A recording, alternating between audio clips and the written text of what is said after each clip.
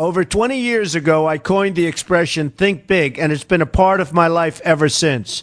It's also come true. I became an even bigger success after I said it than I was before. And that's one reason I think it's an important way to think. It obviously works, and that's what I'm going to talk about today. What I said exactly in my first book, The Art of the Deal, is as follows. I like thinking big. I always have. To me, it's very simple. If you're going to be thinking anyway, you might as well think big. That book was a bestseller, and it's considered a business classic at this point. But I never thought those words would become bestsellers in their own right. It's an interesting point that I'm famous for two very short statements. Think big and you're fired. But let's stick to the first one for today. And I'd suggest strongly that you pay attention so that you won't have to hear the second one. Thinking big starts with the details and grows from there. Because I'm a builder, I'm very aware of the importance of having a good foundation. You can't take chances in construction. You can't be haphazard and say, well, maybe this will work, maybe it won't, so let's try it and find out. Because a lot of people will be at risk. I have to know if something will work or not. Every inch has to be accounted for. In other words, thinking big starts with being thorough. So number one, be thorough. Don't count on happenstance to get you anywhere because it won't. Number two, get a momentum going and keep your momentum going. You have to have big ideas, but you've got to have the energy to get them done, which can sometimes take a long time. If you don't have momentum, you will not have what it takes to get the job done. Patience alone isn't enough. I have a lawyer friend who used to refer to me as the reverse tornado who builds everything in his path. I always like that because it implies a lot of energy and a lot of momentum. And that's exactly what it takes to get anything done. So keep your momentum going. Number three, stay focused. You have to stay focused. The minute you lose focus, you will also be losing your momentum. They go together, and you will accomplish a lot more, even amazing things, if you make sure you keep these two things working together for you. I've seen very talented people literally go down the drain because they couldn't seem to keep their focus long enough to get anything done. In this day of multitasking, that can be a real challenge, but it's absolutely necessary. Ask yourself this question: what should I be thinking about right now? That simple question can restore your focus in no time at all. And your answer right now should be listening to Donald Trump. Number four, look at the solution, not the problem. This is very important if you ever want to learn to think big. And here's why. No matter what you do, you're bound to run into problems. It's just part of life, a part of business, a part of anything worth doing.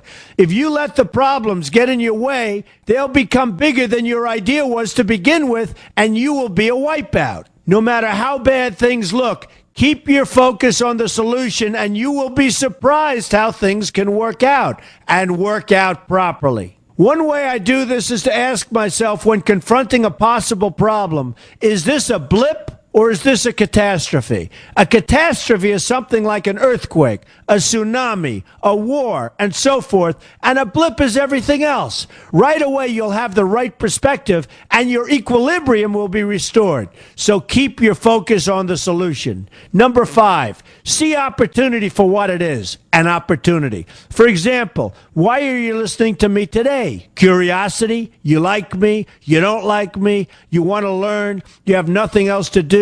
You want to hear me tell you you're fired? I hope not, but whatever your reasons might be, they've brought you to a good place to get involved and to learn, and that's an opportunity right there. People think that because I'm rich and famous that I know everything. I know a lot, but one thing I know is that I don't know everything. So I ask myself this question every day. What can I learn today that I didn't know before? And you know what? I learn something new every single day. That's a big reason for my success, and the same thing can apply to you. Take the time to see today as an opportunity, and you'll be surprised by what can come your way.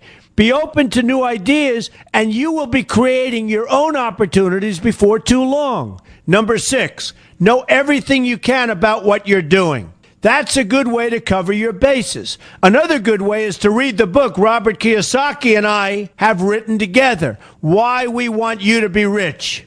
It's about covering your bases and knowing what's going on. I remember when some guys came in to meet with me about a great idea they had for an atrium for a building on Wall Street. It was a beautiful idea except for one thing. None of them had thought about how the building would be supported around this fabulous atrium. They didn't take into account the steel columns that were necessary to support a 72-story building, a very big and embarrassing oversight that could have been avoided if they'd taken the time to think about what they were doing. Don't let that happen to you. Know what you're doing first. Number 7, be lucky. Remember the old saying, the harder I work, the luckier I get. Well, it happens to be true. It works for me, and I've encountered some pretty big successes. But this goes along with something that's absolutely necessary for great success. Be passionate. You have to love what you're doing if you want to be successful at it. My father told me that it's absolutely true. I might work 7 days a week, but it doesn't seem like work to me because I love what I'm doing. If you don't like what you're doing, find something else to do, or do it part-time until you can find something full-time. You will never be successful, happy, or healthy unless you're doing what you love to do. That's just the way it is. So give it some thought. In fact, give it a lot of thought. For example, if you're feeling frustrated, there are 2 ways to look at the situation. Frustration can mean that maybe you're expecting too much, or it can be an indication that you know you should be or could be doing more.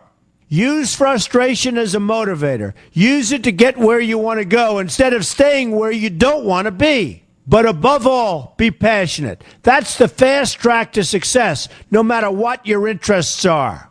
Number 8, see yourself as victorious. That can zap negativity immediately and put a positive spin on problems. I've gotten to the point where I see problems as challenges that I'll enjoy meeting and dealing with. My point here is that no matter what you do, you will encounter problems. Why not see them as challenges instead and know that you are more capable of dealing with them? That's positive thinking with a realistic slant. When I go into negotiations, I keep an open mind to what may happen. But I can tell you that there's already a done deal attitude on my part. I've already thought the process through to the extent that I know everything will be better off if they agree with what I've come up with because I've taken both sides into account. I enter the situation with a victorious attitude, and I've had enough victories to know that this attitude works. Use it. Number 9, be smart. Know that you have something unique to offer because you do use the tools that are provided for you and remain open to new ideas. That's being smart. That's also where innovation comes from. Being smart means you know how to use what you've got. That doesn't mean there's nothing left to learn, but it means that you will have the ability to learn and move forward with success. And success is very important. Success is what you want.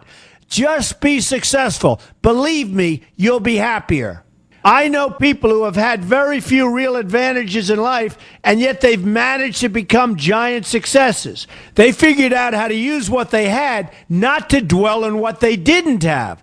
I'm convinced that everyone has something useful to offer, and if you apply yourself diligently, you'll find that you have what it takes to succeed, and you're going to be a lot happier for it. Number 10, above all, never give up. Never, never, never give up. The only time you will be a failure is if you quit trying. Only losers quit. The biggest losers in the world are quitters. Winners keep on going. So whatever you do, never give up. My father always used to harp, never give up, son, never give up. Don't ever quit. I never want to see you give up or quit. Well, my father was a smart guy, and I listened to him.